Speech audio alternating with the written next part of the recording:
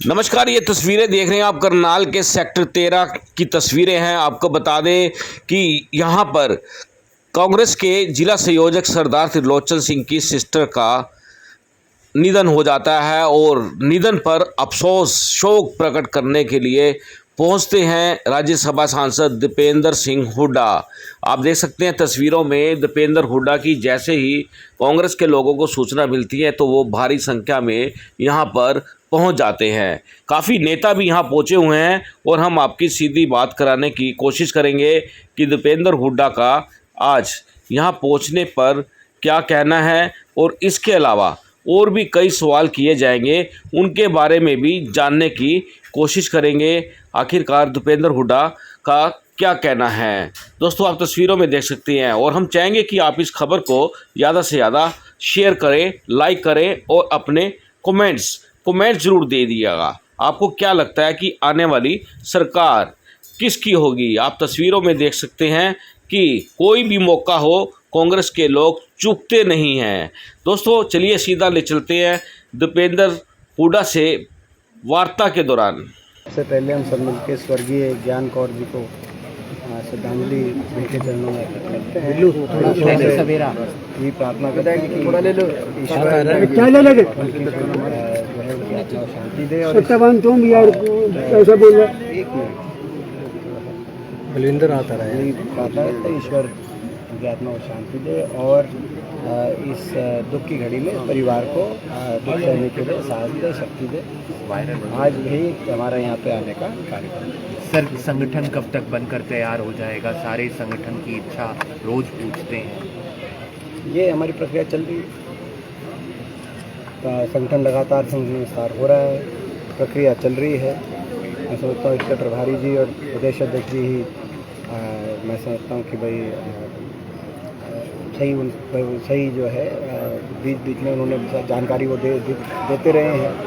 पहले हमारे PC delegate बने, फिर एआईसीसी डेलीगेट बने, तो ये संगठन का विस्तार की हमारी प्रक्रिया है। बनेगा, जल्द बनेगा, बन ही रहा है। संगठन है हमारा, बीजेपी हमारा संगठन तो है ही और उसमें विस्तार की प्रक्रिया चल रही है, विस्तार होता रहेगा। वीरेंद्र सिंह आ सकते हैं कांग्रेस में? कल एक काल्पनिक प्रश्नों पे क्या जवाब दिया जाए। फिर भी आपका आइडिया आते हैं तो स्वागत है। सर, बीजेपी ने अभी से चुनावों की तैयारियां कर दी हैं शुरू। गली गली में जाकर पन्ना प्रमुख हो या सभी कार्यकर्ता हों, अलग अलग विंग्स जो उनकी बनी हुई है, जिनका गठन हुआ है, हर गली गली में जाकर प्रचार कर रहे हैं। कांग्रेस पार्टी की भी पूरी तैयारी है और आपको याद होगा पिछली बार भी भाजपा जो कह रही थी कि भाई कांग्रेस का संगठन नहीं है। खासतौर पे जो धनखड़ साहब इनके फोटो में भी आओगे, हमारा पन्ना संगठन है और कांग्रेस का कोई संगठन ही नहीं है। और फिर जब चुनाव में जब 75 पार के नारे के साथ भाजपा उतरी, स्वयं धनखड़ साहब उतरे तो पता चला कि हर घर घर में कांग्रेस का संगठन था। बादली क्षेत्र से ही कुलदीप वत्स बड़े बहुमत से जीते। तो संगठन नहीं है हमारा पन्ना संगठन, तो वो पन्ना बीजेपी का पन्ना संगठन पन्नों पे है। जनता आज हरियाणा की दुखी है सरकार से, जनता त्रस्त है। हर वर्ग इस सरकार से निराश हो चुका है। हरियाणा को विकास की पटरी से उतारकर बेरोजगारी में देश में नंबर 1 बनाने वाली ये सरकार है। आज इस सरकार से छुटकारा लोग चाहते हैं और कांग्रेस पार्टी की तरफ आशा भरी नज़र से देख रहे हैं। चौधरी भूपेंद्र सिंह हुड्डा जी के नेतृत्व में, चौधरी उदय भान जी की अध्यक्षता में कांग्रेस पार्टी का ग्राफ लगातार हरियाणा बढ़ रहा है। ऐसी चर्चा चल रही है कि इंडिया का जो अलायंस है उसमें इनेलो आना चाहती है, अभय चौटाला आना चाहते हैं, लेकिन भूपेंद्र सिंह हुड्डा उनका रास्ता रोक रहे हैं। देखिए, ये मैं समझता हूँ इनेलो पार्टी की एक कार्यशैली रही है। वो जिस भी पार्टी की हवा होती है, ये अपने वर्करों को कहते हैं हम अलायंस कर लेंगे। अपने वर्करों को लोग रोकने के लिए अपने कुछ जो बचे खुचे जो लीडर उनके पास बचे हैं उनको रोकने के लिए, लेकिन इनेलो में कुछ बचा नहीं अब जो है ना उनका जनाधार बचा, ना कोई नेतृत्व इनेलो में कोई। मैं समझता हूँ कि जो है कोई इस प्रकार का सक्षम नेतृत्व बचा, ना कोई उनका कोई कार्यकर्ता का कोई ज़्यादा कोई कैडर बचा। लगभग जो है इनेलो का जो मैं समझता हूँ कि जो अस्तित्व है वो राजनीतिक अस्तित्व हरियाणा में ज़्यादा लंबा चौड़ा बचा नहीं, लेकिन जितना भी बचा है उसको रोके रखने के लिए ये इस तरह की हम आ जाएंगे। जिस भी पार्टी की हवा होती है वो चलाते हैं। एक समय में आपको याद होगा इन्होंने भाजपा का के लिए भी चलाया था, अलायंस होगा जब बीजेपी की हवा थी। आज कांग्रेस की हवा है तो कांग्रेस के बारे में चला रहे हैं। लेकिन निश्चित तौर से मैं समझता हूँ कि कांग्रेस पार्टी और इंडिया गठबंधन, हम प्रदेश में बीजेपी जेजेपी की सरकार से लड़ाई लड़ रहे हैं। किसी भी ऐसे दल से हम गठबंधन नहीं करना चाहेंगे जो राज्यसभा चुनाव में बीजेपी की वोट दे, राष्ट्रपति उपराष्ट्रपति चुनाव में बीजेपी की वोट दे, बीजेपी को 2014 में जो समर्थन दे चुका हो और हर 2019 में समर्थन की पेशकश कर चुका हो।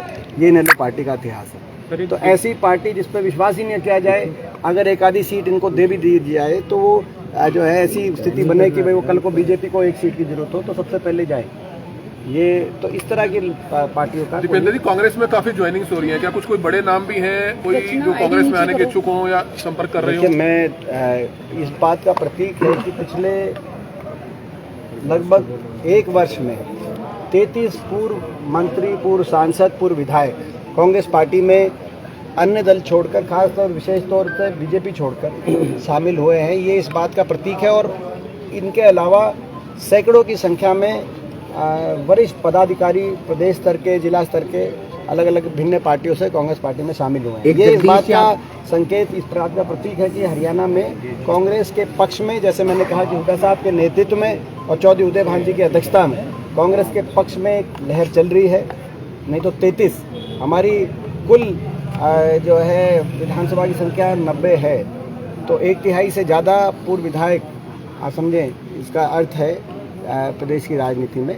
और ये जो ज्वाइनिंग का सिलसिला है, ये मैं समझता हूँ ये इस आने वाले महीनों में और तेज़ी से।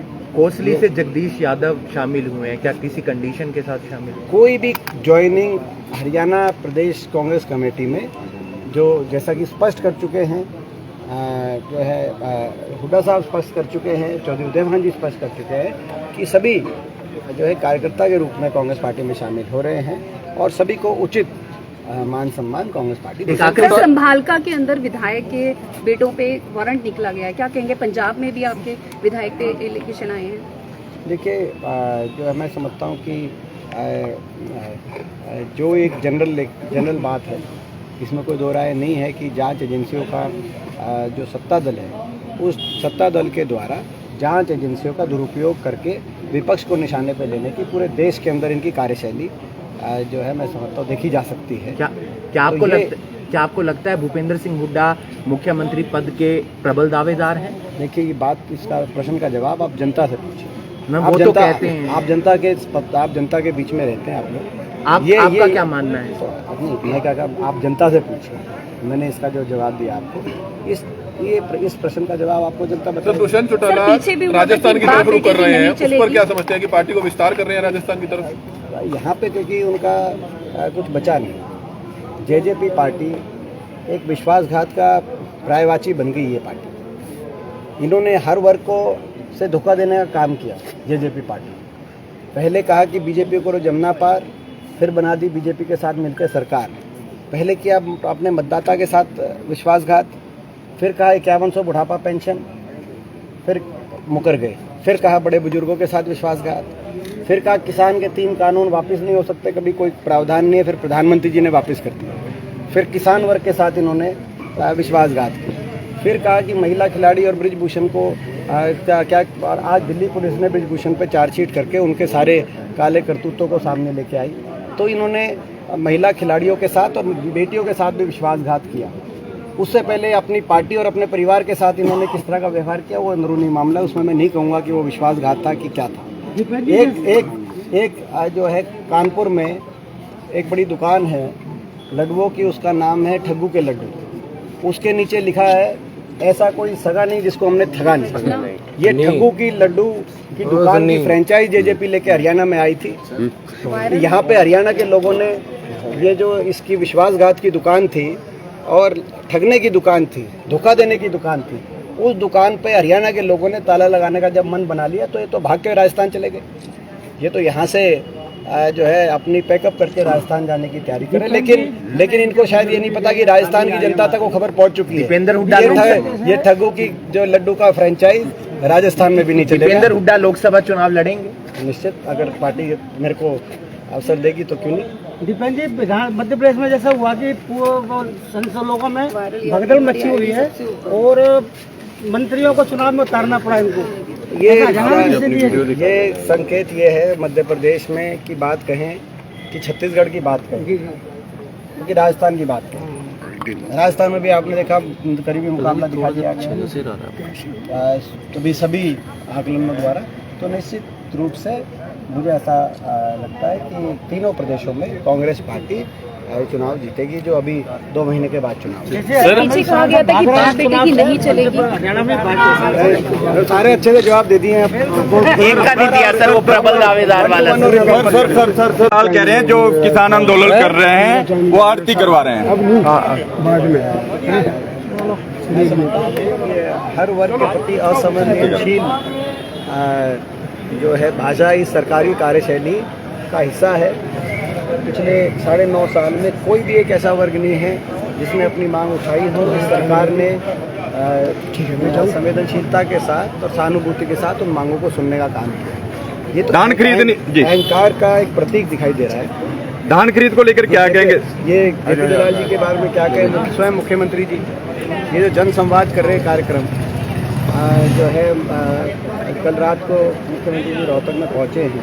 मैं उनसे कहना चाहता हूँ जन संवाद कार्यक्रम सही मायने में वो अपना वहाँ पे सड़कों पे चलें, देखें सीवरेज पानी की और सड़कों की क्या दुर्दशा है, सफाई की क्या दुर्दशा है। केवल रोहतक ही नहीं, जहाँ जा रहे हैं हर शहर के अंदर ही दुर्दशा है, करनाल में भी देखें और उसके बाद उनका समाधान करें। वो सही मायने में जन संवाद है और नहीं तो लोगों की कठिनाइयों का जनस्वाद माना जाएगा। ये जो जिस तरीके की भाषा कहते हैं, किसी को चांद चंद्रमा पे पहुंचाने की बात करते हैं, किसी की पिटाई उठा के पिटाई करवाने की बात करते हैं, किसी को सभा से उठवा के बाहर फिकवाने की बात करते हैं, तो ये सरकार के अहंकार की और कार्यशैली का